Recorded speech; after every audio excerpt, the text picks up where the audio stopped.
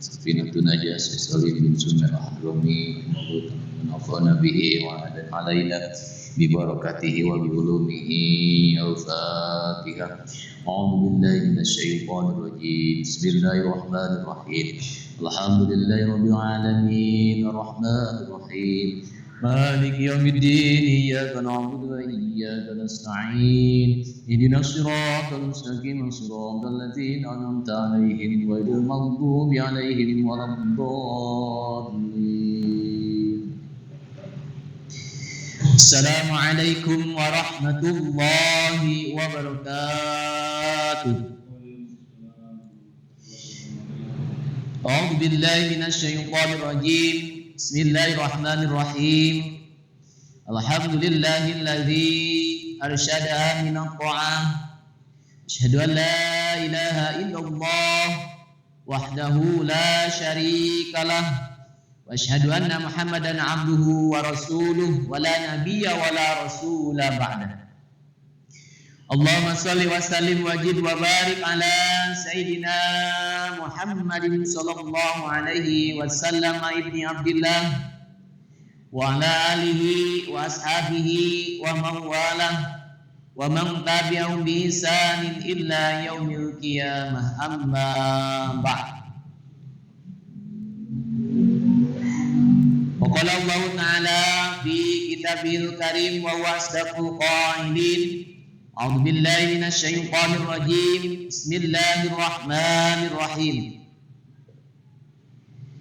Wa ma khalaqtul jinna wal insa illa liya'budun.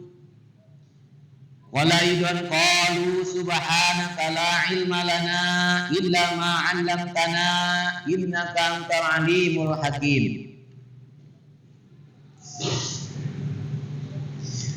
Wa qala Nabi sallallahu alaihi wasallam, talabul ilmi faridatun ala kulli muslimin. Wa qala idan man salaka tariqan yaltamisu fi ilman sahalallahu lahu tariqan ilal jannah. Wa qulu bi du'a rabbi israh li sadri wa yassir li amri wa hlul 'uqdatam min lisani yafqahu qawli. Allahumma salli wa sallim wa barik ala Sayyidina Muhammadin al-Fatih lima ughliqa wal khatimi lima sabaq wa nasil haqqa bil haqqi wal hadi wa ila siratikal mustaqim wa ala alihi wa ashabihi haqqa qadrihi wa miqdarihil azim bi rahmatika ya arhamar rahimin. Amin amin ya Allah ya rabbal alamin.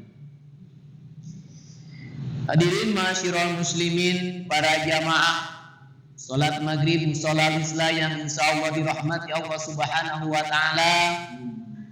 Pertama-tama puji dan syukur marilah kita panjatkan kepada Allah subhanahu wa ta'ala, Allah yang maha kuasa, yang telah memberikan kepada kita begitu banyak nikmat yang Allah berikan kepada kita. Kalau kita hitung tidak akan terhitung. Di antaranya kita diberikan nikmat sehat, nikmat kuat untuk melaksanakan ibadah kepada Allah subhanahu wa ta'ala. Dan Allah memberikan kepada kita nikmat yang paling utama, yaitu diberikan nikmat iman dan Islam.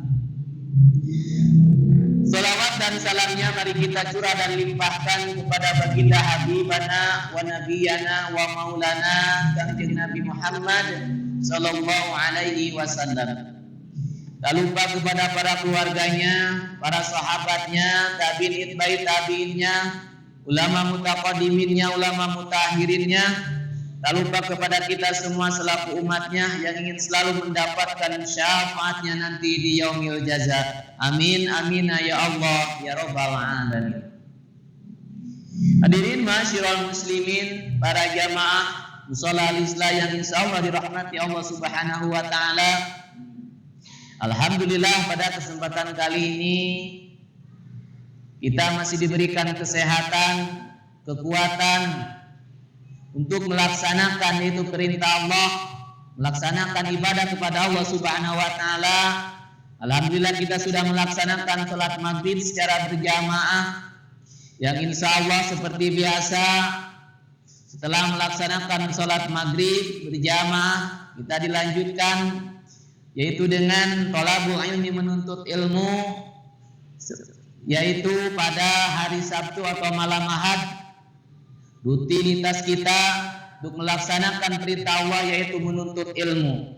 Mudah-mudahan Allah Subhanahu wa taala dengan adanya menuntut ilmu ini diberikan jalan kemudahan untuk tetap istiqomah melaksanakan ibadah kepada Allah Subhanahu wa taala, yang akhirnya kita mendapatkan ridhonya Allah Subhanahu wa taala, yaitu surganya Allah. Amin amin ya Allah ya rabbal alamin.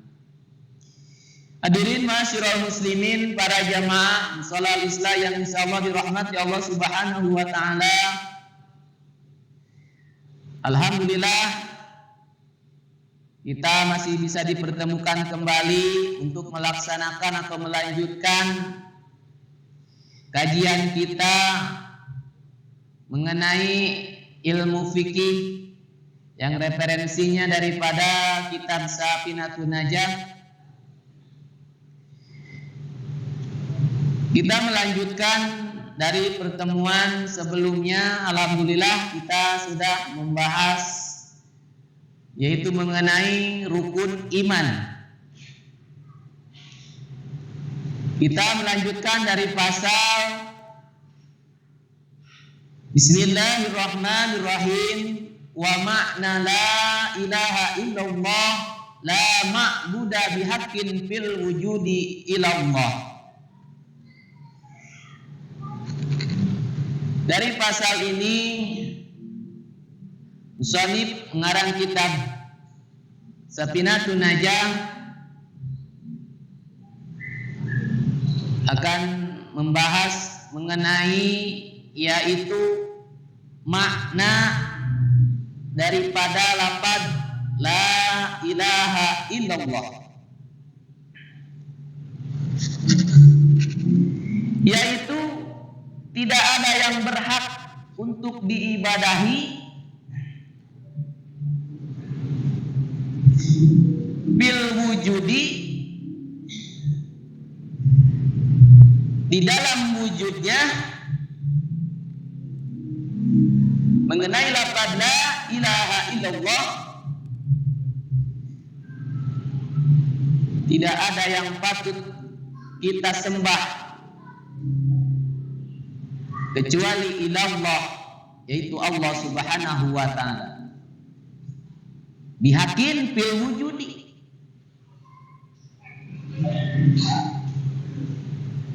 ilallah angin hanya Allah semata. Hadirin para jamaah rahimakumullah, kita berbicara lafaz la ilaha illallah dari segi huruf. Kata Syekh Nawawi Al-Bantani di dalam syarahnya kitab Safinatun Najah ini, kitab Kasifatus Saja, kalau kita cermati mengenai lafaz la ilaha illallah dengan betul, dengan benar-benar kita lihat, ini hurufnya ada 12 huruf.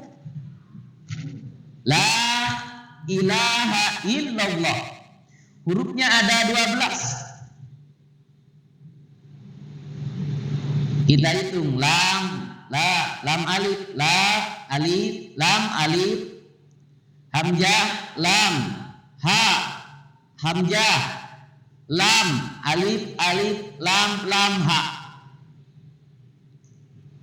Ada 12 huruf. Dari 12 huruf la ilaha illallah ini, kita cermati semua hurufnya adalah huruf dalam atau huruf jauh,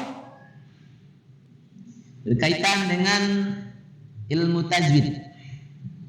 Huruf jauh, huruf dalam, bukan huruf bibir. Tidak ada di situ ada mim, tidak ada di situ fa, tidak ada di situ waw, tidak ada di situ mim. Fa tidak ada. Ini huruf dalam, bukan huruf bibir.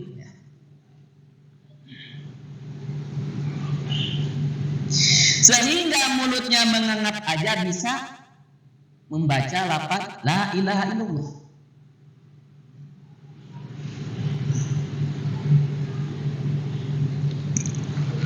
Ini lafaz la ilaha illallah.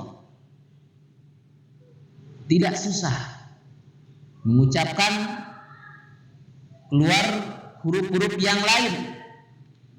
Ini huruf jauh, huruf dalam. Sambil nganggap pun kita bisa mengucapkan, pun tidak kita rasakan aja la ilaha illallah. Gak susah mengucapkan.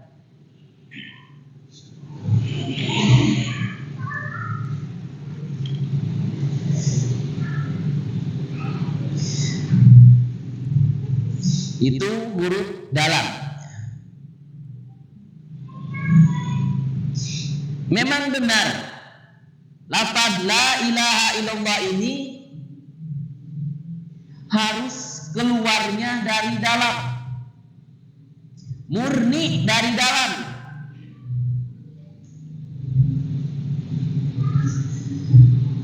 Yaitu keluar artinya murni dari dalam qalbu seorang muslim. Lafaz la ilaha illallah ini keluarnya dari dalam hati seorang muslim.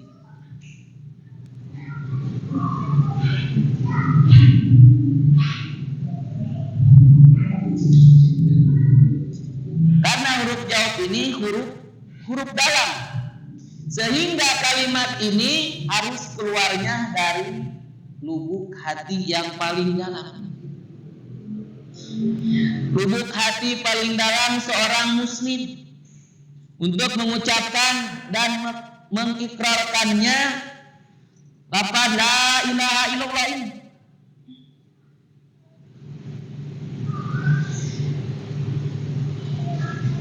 Kita ulangi lagi. Jadi yang pertama, keluarnya lafaz la ilaha illallah ini dari dalam, dari huruf jauh, huruf dalam. Artinya yaitu keluar dari hati yang paling dalam sebagai seorang umat muslim.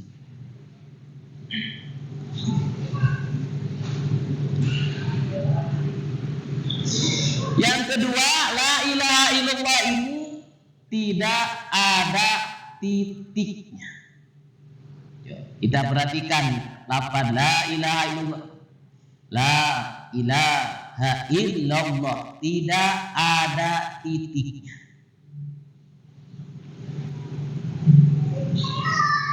Tidak ada huruf yang bertitik. Disebut namanya huruf mu'jam. Tidak ada yang bertitik. Huruf mu'jam. Tidak ada. La ilaha illallah. Tidak ada sama sekali titik dalam lafaz la ilaha illallah. Ini sebagai isyarat bahwa kita tidak boleh ada kesombongan, tidak boleh ada keangkuhan. Tidak boleh. Huruf mu'jam ini murni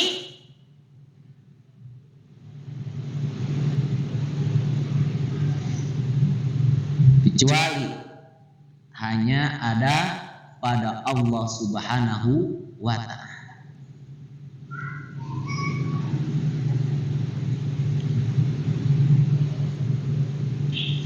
Apa yang harus kita sombongkan?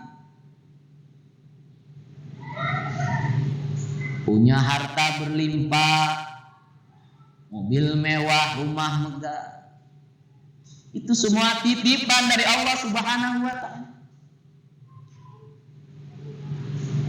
Kalau Allah sudah ambil, apakah harta tersebut akan dibawa? Tidak, semua akan dikubur, akan dimakan rayap. Tidak ada kesombongan. Itu hanya milik Allah Subhanahu wa ta'ala.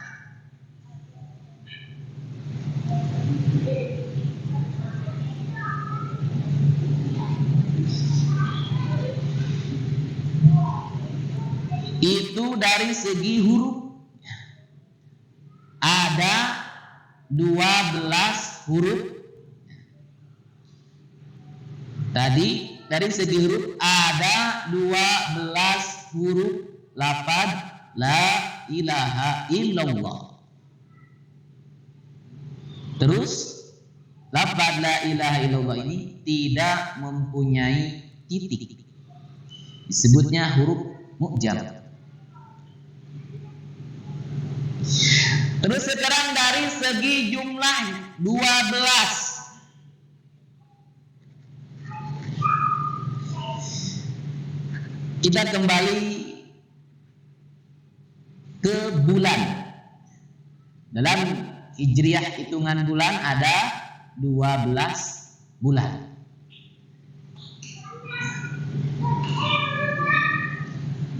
Di dalam setahun ada 12 bulan. Bulan Hijriah dari awal Muharram, Safar, Rabiul Awal, Rabiul Akhir, Jumadil Awal, Jumadil Akhir, Rajab, Sa'ban, Ramadan, Syawal, Dzulqa'dah, Dzulhijjah. Ada 12 bulan.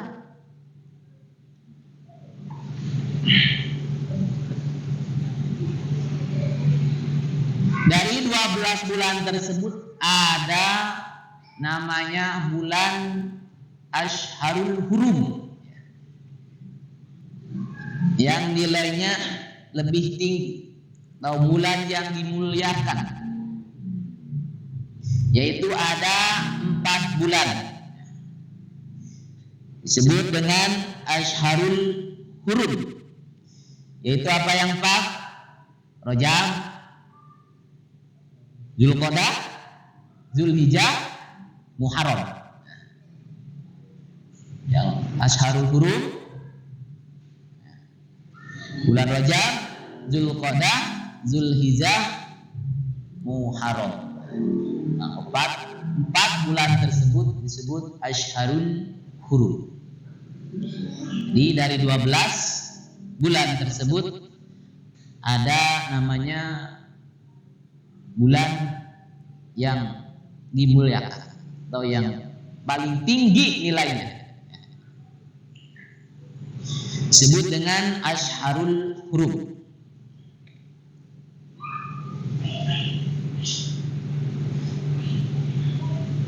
Yang paling tinggi.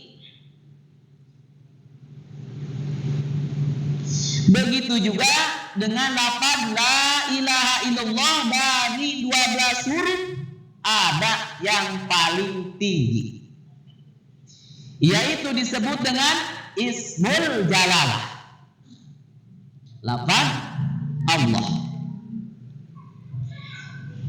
Ini yang paling tinggi dari lafaz la ilaha illallah itu adalah lafaz Allah. Sudah tidak ada lagi. Itu yang paling tinggi, yaitu lafaz Allah. Jadi lafaz Allah ini paling tinggi, diputar balik bagaimana jungkir balik pun tidak ada lagi. Allah, la ilaha illallah. Larinya kepada zat yang berhak disembah, yang sebenar-benarnya, yaitu lafaz kembali semua pasti yang akan disebutkan segi lafaz apapun ujungnya akan menyebut lafaz Allah.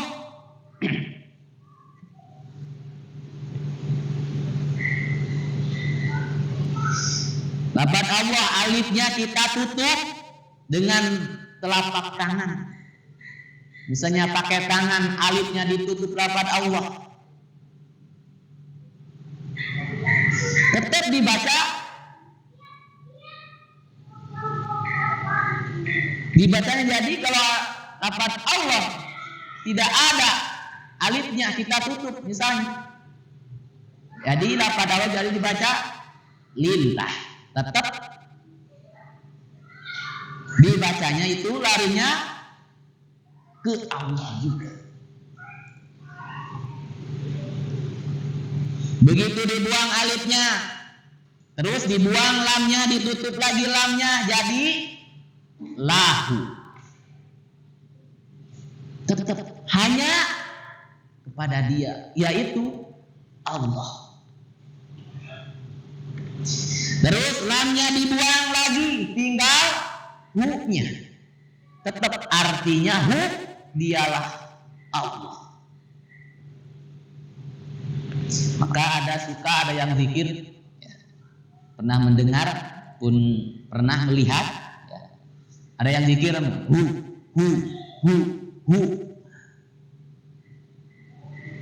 Terus tetap kepada Allah.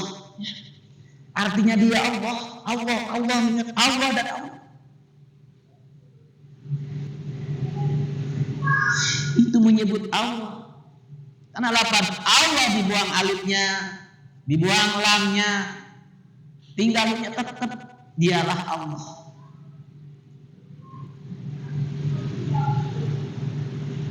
Itulah kehebatan lafzul jalalah, lafaz nama Allah, luar biasa.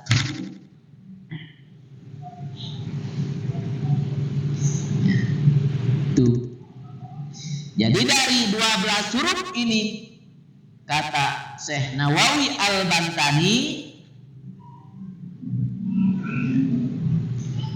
ada 12 kewajiban di dalam kehidupan sebagai seorang muslim.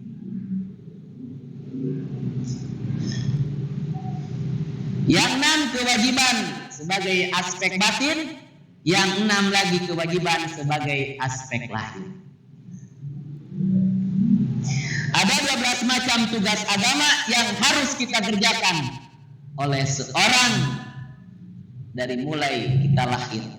Dari sebagai anak seorang muslim yang diisyaratkan dari angka 12 tersebut yang ada pada lafaz la ilaha illallah. Ada 12 huruf. Mana yang 6 yang tugas muslim sebagai aspek batin?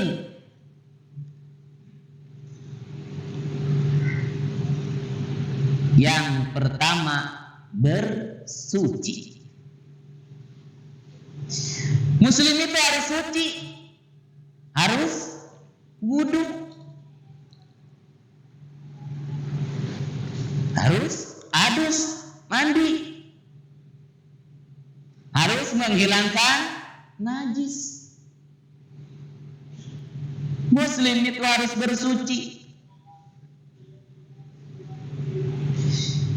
Terus kalau sudah bersuci, muslim itu harus sholat.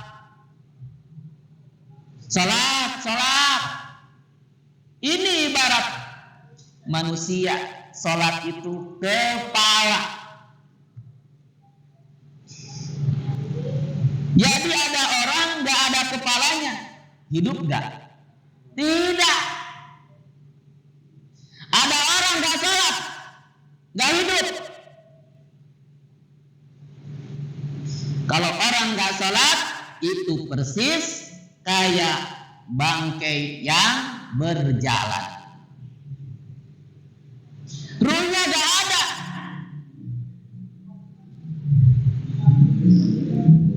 Itu sholat sebagai kepala.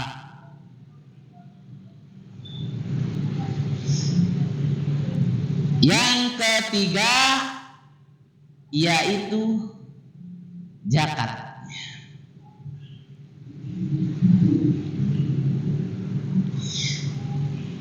Sebagai hubungan horizontal, zakat adalah kewajiban kita tentu bagi orang yang memenuhi persyaratan. Terus keempat adalah saum, puasa Ramadan, puasa wajib.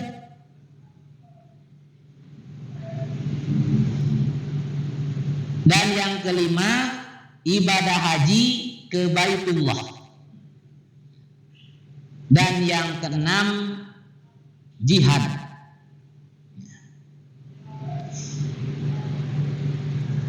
Itu aspek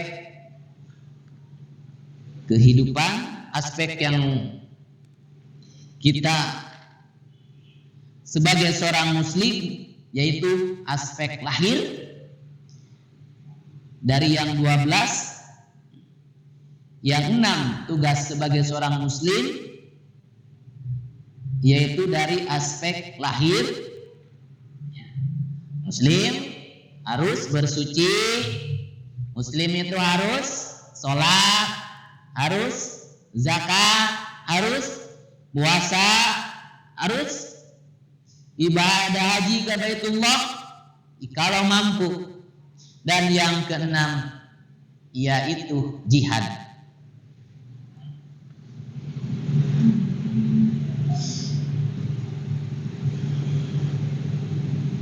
Jihad Palestina misalkan,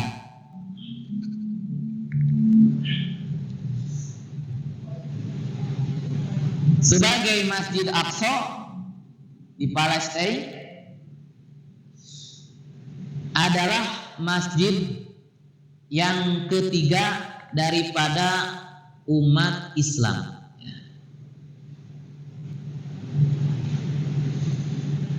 Kita gak mampu ke sana, kita doakan umat muslim, kaum muslimin yang ada di Palestina, mudah-mudahan Allah memberikan pertolongan yang sangat yang kita inginkan. Saudara kita di Palestina yang keadilan tiada bukan, kita pasrahkan kepada Allah Subhanahu wa taala, minta pertolongan, kita doakan semoga Allah Subhanahu wa taala melindungi warga kita, saudara kita di Palestina. Amin amin ya Allah ya rabbal alamin.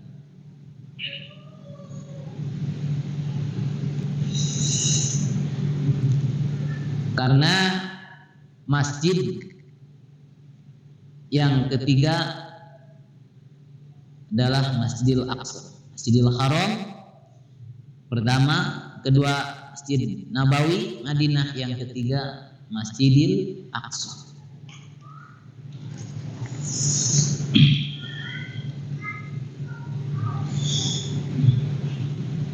Supaya kita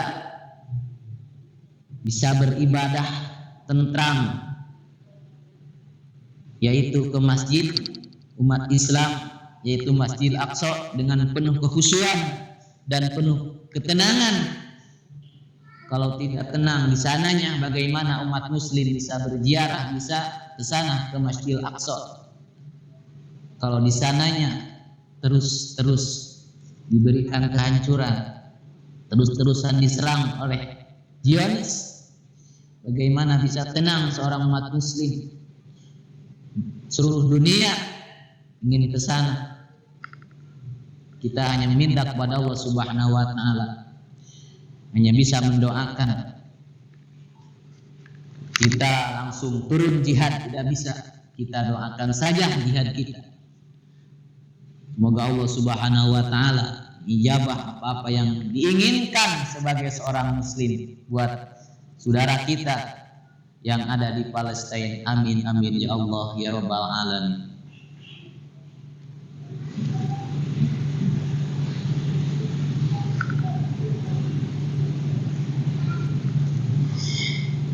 yang 6 tadi ini ibadah aspek lahiriah. Dari 12 huruf la ilaha illallah itu masih ada 6 lagi, yaitu ibadah dari aspek batin. Yang pertama yaitu tawakal.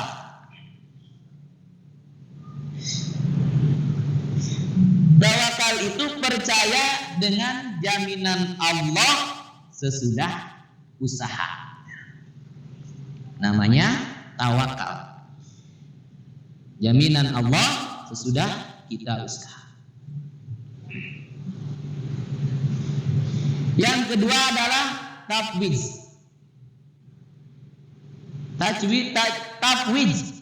Tafwidz yaitu pasrah, penuh totalitas. Yang ketiga sabar, dan yang keempat ridho. Kita harus ridho sama segala ketentuan-ketentuan yang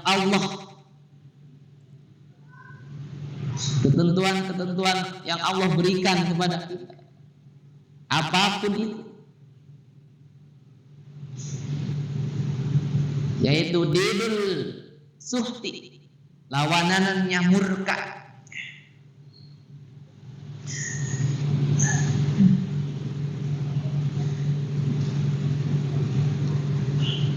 Empat itu ridho, dan yang kelima juhud.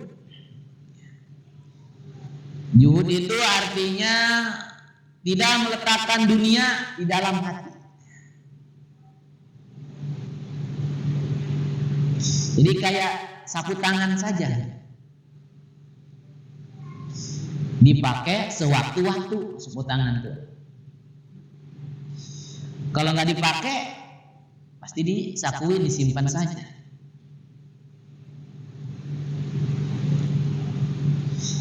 Itu namanya juhud.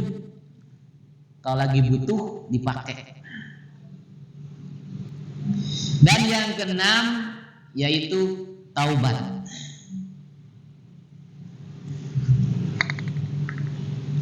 Ini semua amal ibadah dari aspek batin. Tawakal, tafwidz, sabar, ridho, juhud.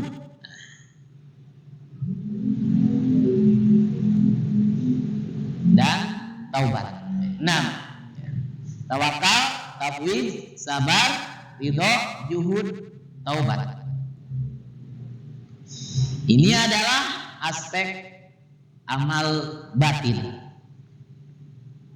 yang dihasilkan daripada baca la ilaha illallah.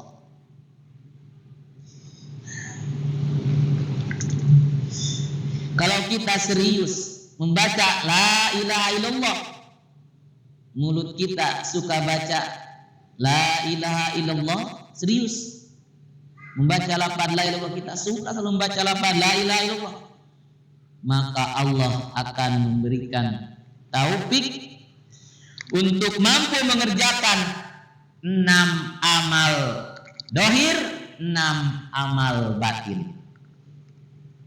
Kita akan diberikan ketenangan, kita akan diberikan kejuhudan, kita mau taubat, kita bisa ridho sama ketentuan Allah, kita bisa sabar menghadapi ujian dan musibah, dan kita bisa tafwidz sama Allah, dan kita bisa tawakal lahir dengan sering membaca la ilaha illallah. Kita bakal diberikan taufik dan hidayah untuk rajin bersuci, rajin sholat, mampu kita bisa berzakat, kita rajin berpuasa, dan akan diberikan kemampuan untuk pergi ibadah haji ke Baitullah, dan kita akan menjadi mujahid yang orang suka berjuang di jalan Allah Subhanahu wa taala. Itu luar biasanya lafaz la ilaha illallah kalau kita mengkaji.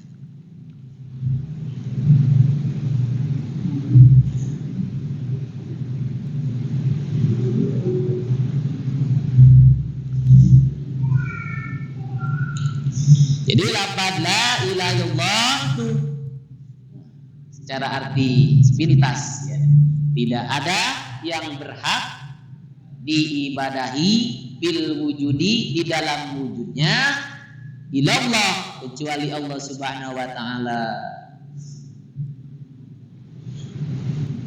Ya, seperti kita yang ketahui bahwa lafaz la ilaha illallah ini dikatakan sebagai kalimatut tauhid, kalimat ikhlas. Kalimat la ilaha illallah ini dimanai la ilaha illallah la mahmuda bihakin fil wujudi illallah. Jadi ketika mengucapkan kalimat la ilaha illallah, maka makna dari kalimat la ilaha illallah yang diucapkan yakini bahwa tidak ada Tuhan yang berhak untuk disembah kecuali Allah Subhanahu wa taala. Itu mengenai bahasan lafaz la ilaha illallah, arti makna di dalam lafaz la ilaha illallah.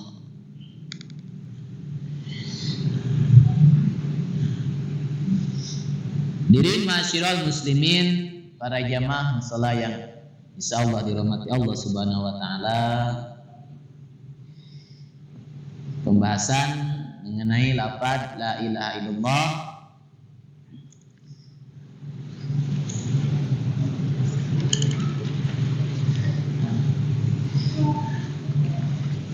insyaallah kita di pertemuan selanjutnya akan membahas mengenai pasal alamatul bulughi, mengenai ciri-cirinya atau tanda-tandanya balik. Pasal ini mulai mengenai pembahasan ilmu fikih.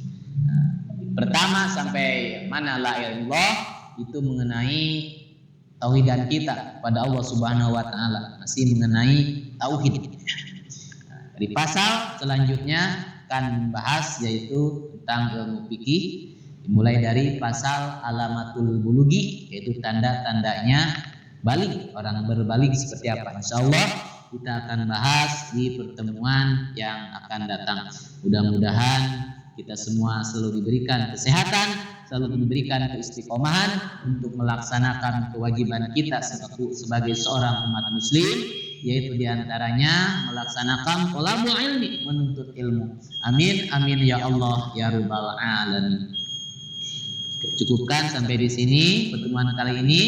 Kita sempurnakan dengan doa kifaratul majlis. Subhanaka Allahumma wa bihamdika asyhadu an la ilaha illa anta astaghfiruka wa atubu ilaik. Wallahu minkum wa billahi taufiq wal hidayah. Assalamualaikum warahmatullahi wabarakatuh.